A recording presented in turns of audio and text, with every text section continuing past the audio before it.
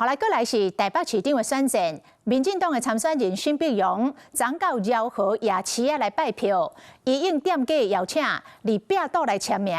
也毋過邊啊，互這個菜單砍掉的，竟然就是現任的市長蔣萬安佇個4年前的簽名。蔣萬安針對店家這種的舉動，並無回應。甲黨內家囝做伙到饒河夜市拜票，民進黨台北市長參選人沈碧榮請民眾3錢來翕相簽名，就連店家嘛熱情邀請。經過出名面線的路點，佇咧頭家娘的邀請之下，沈碧榮佇咧壁頂簽名。不過，才拄好邊仔帶就是一張菜單，掀起來就看到台北市長蔣萬安2022年10月初7捌佇咧壁頂簽名。不過，今麥所予菜單砍掉咧。我等很久了。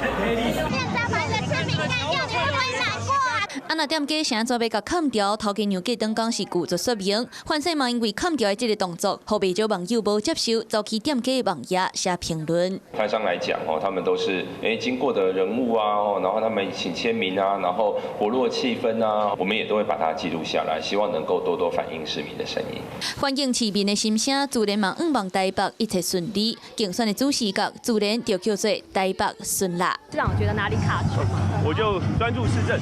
蔣萬安維持共款的回應，顛倒是共黨的立委王鴻薇真有意見。沈培良果然是大罷免的男神啊！公布的這些招式啊，也都跟大罷免那個時候的感覺非常像。那如果說把這個官方的手語的手勢拿來嘲笑，我覺得這真的是蠻不禮貌的事情，不如好好的來關心現在台北市民需要什麼。首都的選戰哪力高峰，不管是蝦米款的議題，兩邊的陣營攏會當戰。